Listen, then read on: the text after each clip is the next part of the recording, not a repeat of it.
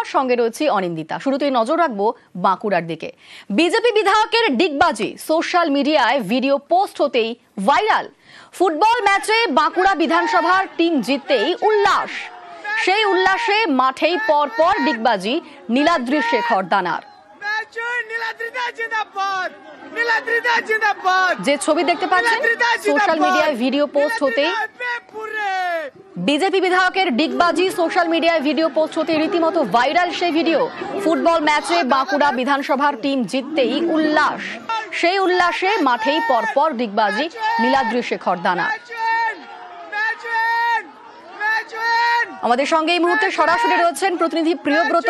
Priyabrata, BJP বিধায়কের ডিগবাজি এ নিয়ে কি বলছেন তিনি নিজে?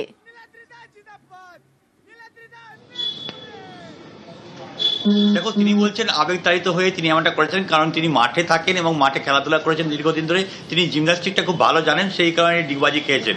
অন্যদিকে তৃণমূল কংগ্রেস দাবি করছে গত 4 বছরে এই নীলাদ্রি শেখর দানা মানুষের জন্য কিছুই করেনি, তাই তাকে ডিগবাজি খেতে হচ্ছে।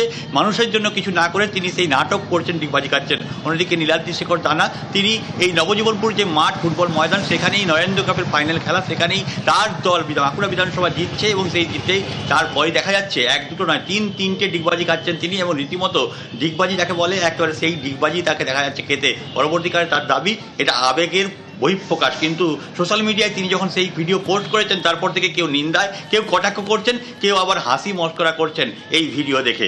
এই নিয়েই কিন্তু সরব হয়েছে বাঁকুড়ার রাজনীতি। অন্যদিকে দেখা যাচ্ছে যে বাঁকুড়া যে বিধানসভা, সেই বিধানসভায় কিন্তু গতবারের যে বিজেপি বিধায়ক জিতেছিলেন নীলাদ্রি শেখর দানা, এবারে সেই কি হয় 2026-এর নির্বাচন সামনেই, সেই নির্বাচন আসছে, সেই নিয়ে কিন্তু সরব হয়েছে মানুষজন।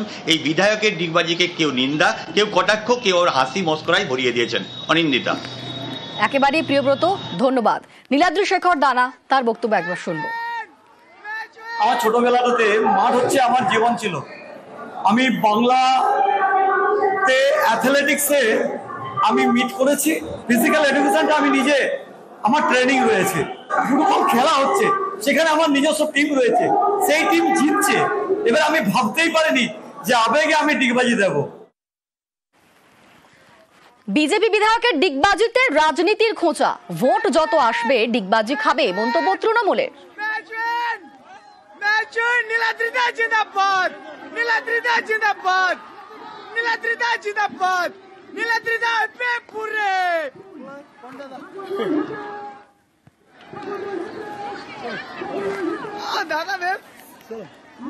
বিজেপি বিধায়কের ডিগবাজি সোশ্যাল মিডিয়ায় সেই ভিডিও পোস্ট হতেই ভাইরাল। ফুটবল ম্যাচে বাঁকুড়া বিধানসভার টিম জিততে রীতিমতো উল্লাস এবং সেই উল্লাসে মাঠেই পরপর ডিগবাজি খেলেন নীলাদ্রি শেখর দানা।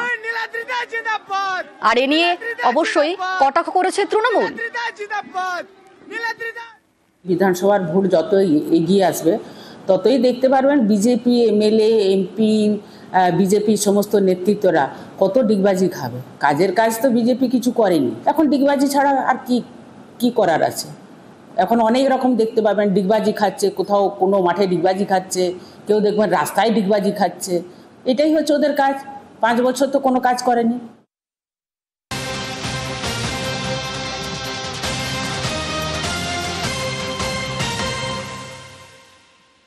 আর এবার এক চোরের কীর্তি দেখাবো। পুলিশের জালে চোর, কিন্তু এই চোর যে সে চোর নয়, এই চোর এমবিএ চোর। বাইক চুরি করতে গিয়ে পাকড়াও যুগল। 16 সেপ্টেম্বর বারাসাতের অভিজাত আবাসন থেকে বাইক চুরি। সিসি ক্যামেরার ফুটেজে তরুণীকে চিহ্নিত এবং তারপরে খোঁজ মেলে যুগলের। আর দেখা যায় যে চুরি করতে গিয়েছিল সেই চোর হচ্ছে এমবিএ উত্তীর্ণ এমবিএ চোর। পুলিশের জালে এমবিএ চোর। আমাদের সঙ্গে এই মুহূর্তে সরাসরি রয়েছেন প্রতিনিধি জিয়াউল। জিয়াউল, ঠিক কি ঘটনা? এই এমবিএ চোর খবর উঠে আসছে, ঠিক কি ঘটনা?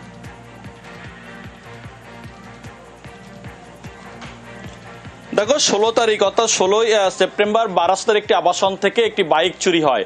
তারপরে থানায় অভিযোগ দায়ের হয়। অভিযোগ জানানোর পরেই পুলিশ একাধিক জায়গায় সিসিটিভি ফুটেজ সংগ্রহ করে এবং সেখানে দেখা যায় সেই আবাসনেরই 2জন আবাসিক তারা সেখানে ভাড়ায় থাকতেন এবং তারা উচ্চ শিক্ষিত, অর্থাৎ একজনের নাম হচ্ছে শিবনাথ দাস এবং মোনালিসা অধিকারী।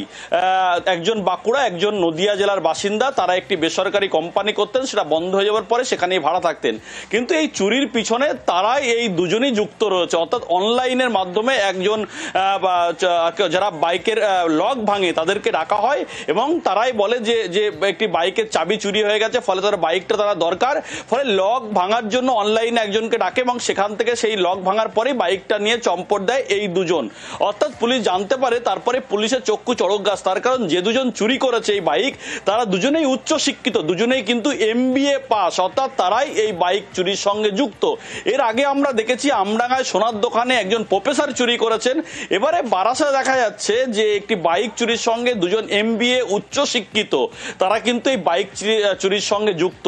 এবং এটাই কিন্তু একাধিক সিসিটিভি ফুটেজ এবং একাধিক যে সমস্ত অনলাইনের মাধ্যমে যে যোগাযোগ, একেবারে জিয়াউল, এখান থেকেই প্রশ্ন যে এই আবাসন থেকে অভিজাত আবাসন থেকে কিভাবে বাইক চুরির প্ল্যানিং করলো সেই যুবক এবং তার প্রেমিকা?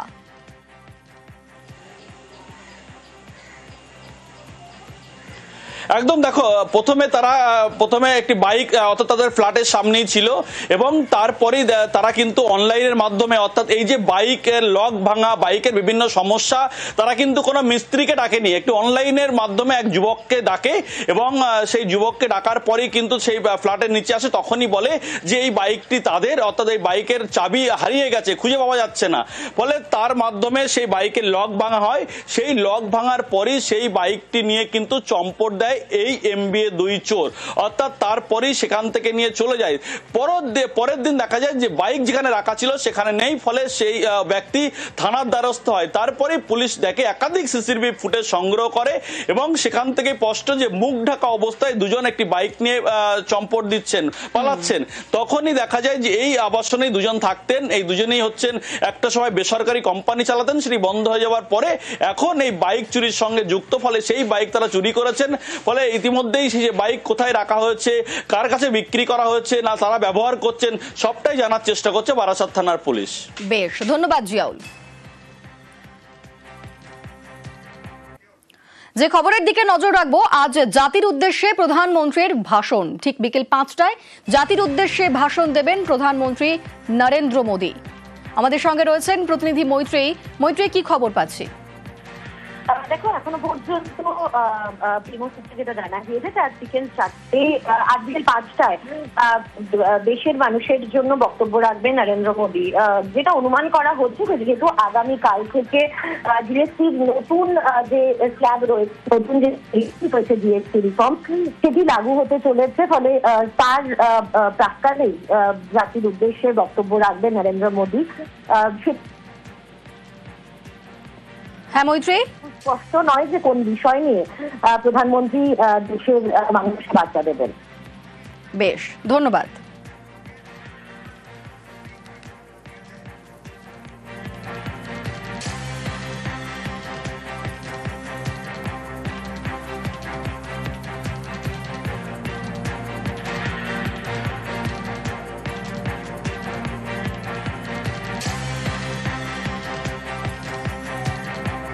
আজ বিকেল 5টায় জাতির উদ্দেশ্যে ভাষণ দেবেন প্রধানমন্ত্রী নরেন্দ্র মোদী।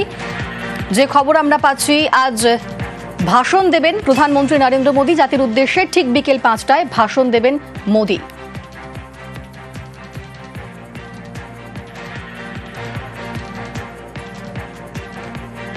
আমাদের সঙ্গে রয়েছেন প্রতিনিধি মৈত্রীর সঙ্গে কথা বলবো, তবে তার আগে আরেকবার জানিয়ে রাখি আজকেই জাতির উদ্দেশ্যে প্রধানমন্ত্রীর ভাষণ।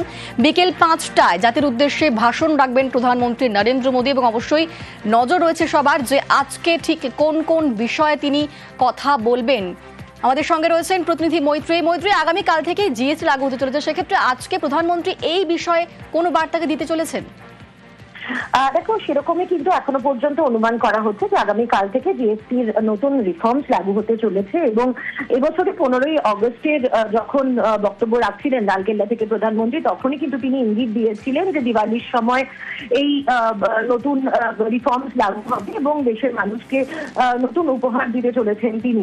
কিন্তু তারপরে দেখা যায় যে দিওয়ালির পরিবর্তে নবরাত্রি থেকেই কিন্তু এই জিএসটি রিফর্মস লাগু হচ্ছে। আগামীকাল থেকে নবরাত্রি শুরু হচ্ছে হচ্ছে উত্তর ভারতের অত্যন্ত বিখ্যাত একটি পর্ব এবং কিছুদিনের মধ্যেই আসছে দুর্গাপুজো। ফলে এই পরিস্থিতিতে দাঁড়িয়েই একেবারে জিএসটি রিফর্মস সাধারণ মানুষের জন্য চালু হতে চলেছে। ফলে যেটা মনে করা হচ্ছে এখনো পর্যন্ত যে এই জিএসটি রিফর্মস এর লাগু হওয়ার প্রাক্কালে দেশবাসীকে বার্তা দিতে পারেন প্রধানমন্ত্রী নরেন্দ্র মোদী। বেশ, আমাদের নজর থাকছে সেদিকেই। ধন্যবাদ।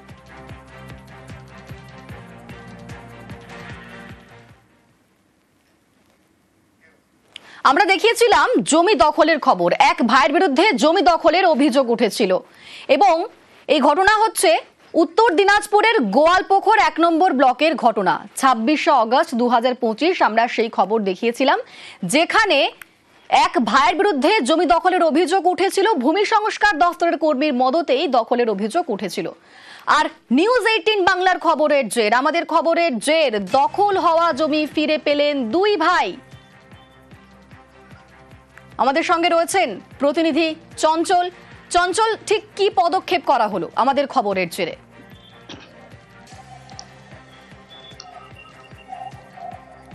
দেখো, তোমাকে জানিয়ে রাখি যে গোয়ালপুকুরের যে মোহাম্মদ ইকবাল নামের যে এক ব্যক্তি, তার কিন্তু পূর্বপুরুষেরা ছিল এবং সেই পূর্বপুরুষেরা কিন্তু তাদের যে কাকাতো বা তাদের বাবা, তাদের মধ্যে 4 ভাইয়ের মধ্যে সমানভাবে ভাগ করে দিয়েছিল কতখানি করে জমি, 1 বিঘা 2 কাঠা করে জমি। তবে তার যে অভিযোগ, ভূমি ও ভূমি সংস্কার দপ্তর অর্থাৎ গোয়ালপুকুর 1 নম্বর ব্লকের যে ভূমি ও ভূমি সংস্কার দপ্তরের যে কর্মী, সেই কর্মীদের যোগ সাজসে কিন্তু সেখানে দেখা গেছে যে তার যে জমি, তার যে কাকাতো ভাই তারা কিন্তু হাতিয়ে নিয়েছে। এবং সেই ঘটনা যখন জানতে পারার পরে কিন্তু বারবার যখন ভূমি দপ্তরে আসা সত্ত্বেও কোনো কাজ হয়নি, তারপরে কিন্তু বাধ্য হয়ে সেই গোয়ালপুকুরে যে বিজেপি নেতা গোলাম সারওয়ারের দ্বারস্থ হয়েছিলেন এবং গোলাম সারওয়ার সেই নিয়ে কিন্তু ক্ষোভে পেটে পড়ে এবং ভূমি ও ভূমি সংস্কার দপ্তরে গিয়ে সেখানে বিক্ষোভ দেখাতে শুরু করে এবং সেই বিক্ষোভের খবর দেখিয়েছিলাম আমরা 26শে আগস্ট। এবং সেই খবর দেখানোর পরে কিন্তু নড়ে চড়ে বসে ভূমি ও ভূমি সংস্কার দপ্তরের আধিকারিকরা। পরবর্তীতে দেখা গেছে যে ওই যে 2 ভাই এবং 2 ভাইয়ের যে জমি, মোহাম্মদ ইকবাল ও তার ভাই, তাদের যে জমি 1 বিঘা 2 কাঠা করে, টোটাল 2 বিঘা 4 কাঠা জমি সে তার যে হাতিয়ে নিচ্ছিল যে কাকাতো ভাই, তা কিন্তু সে ফিরিয়ে দিয়েছে। এবং ফিরিয়ে দেওয়ার পরে কিন্তু দেখা গেছে তাদের মুখে একটা হাসি এবং খুশির একটা বার্তা পাওয়া গেছে। সে ক্যামেরার সামনে, অর্থাৎ আমাদের যে ক্যামেরার সামনে আমাদের খবরের জেরে যে এই কাজ হয়েছে তা কিন্তু আরেকবার প্রমাণিত হলো। শুধু ওই ব্যক্তি শুধু প্রশংসা করেনি নিউজ 18 বাংলা, নিউজ 18 বাংলা প্রশংসা করেছেন খোদ বিজেপি নেতা গোলাম সারওয়ার। তিনি বলেছেন যে এই নিউজ 18 বাংলা খবর দেখালে কাজ হয়, তা আবারও প্রমাণিত হলো এবং এই প্রশংসা বিজেপি নেতার মুখ থেকে শোনাতে কিন্তু আমরাও গর্বিত হয়েছি এবং বেশ, ধন্যবাদ চঞ্চল। জমির রেকর্ড কেটে নিয়েছিল সাবির আর উসমান। জমি আমার আঠিয়ালা মজায় জিএম নম্বর 72। আমরা এটা খুশি করছি যে আমার জমিটা ফেরত করে দিল। 1 বিঘা 2 কাঠা আমার, 1 বিঘা 2 কাঠা আমার চাচাতো ভাই। আমরা খুশি আছি, অনেক খুশি আছি। আপনারা ফেরত করে দিলেন আমাকে।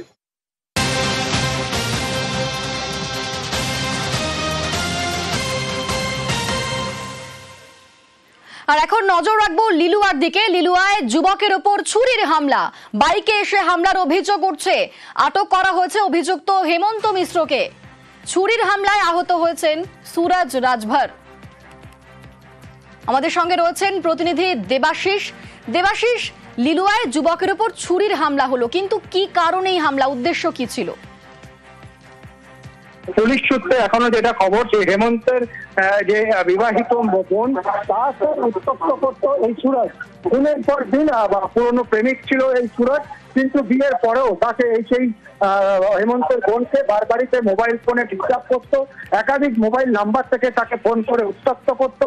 এরপরে কিন্তু আজ সুরজ যখন গতকাল তার বাড়ির সামনে দাঁড়িয়েছিল, সেই সুযোগ নিয়ে হেমন্ত এবং আরো 2 তার সঙ্গী 3 জনে মিলে এসে কিন্তু হামলা চালায় সুরজের ওপর। এলাকার লোক দেখতে পেয়ে কোনো রকমে তাকে রক্ষা করে। প্রথমে তবে হাসপাতালে নিয়ে গিয়ে তার চিকিৎসা হয়। শরীরের একাধিক জায়গায় তার আঘাত রয়েছে এবং স্থানীয় মানুষরা কিন্তু ধরে ফেলে হেমন্তকে, যাতে পুলিশের হাতে তুলে দেওয়া হচ্ছে। তবে হেমন্তের যে সঙ্গী তারা কিন্তু এখনো পলাতক। বেশ, ধন্যবাদ দেবাশিস। घर से निकल रहे थे तो पकड़ के पूछा कि का झगड़ा कर रहा, बस इसी में मारने लगा। चापर से मारा, छुरी था, चापर था। और एक लड़का मशीन दिया था कट्टा, वो निकाला नहीं तो भाग गया। ना दुश्मनी तो दुश्मनी नहीं था, कुछ नहीं, उससे मेरा मतलब ही नहीं है। छुरी से मारा, छुरी से। আজ মহালয়ার দিন বাঙালি আবেগী শান। শুভ মহালয়া লিখে শুভেচ্ছা বার্তা প্রধানমন্ত্রী নরেন্দ্র মোদীর। পশ্চিমবঙ্গবাসীকে মহালয়ার শুভেচ্ছা বার্তা মোদীর। নিজের এক্স হ্যান্ডেলে পোস্ট করেছেন নরেন্দ্র মোদী। দুর্গাপুজোর দিনগুলিতে সকলের জীবন আনন্দে ভরে উঠুক, আলোকময় হোক। মা দুর্গার আশীর্বাদে আনন্দময় হয়ে উঠুক জীবন।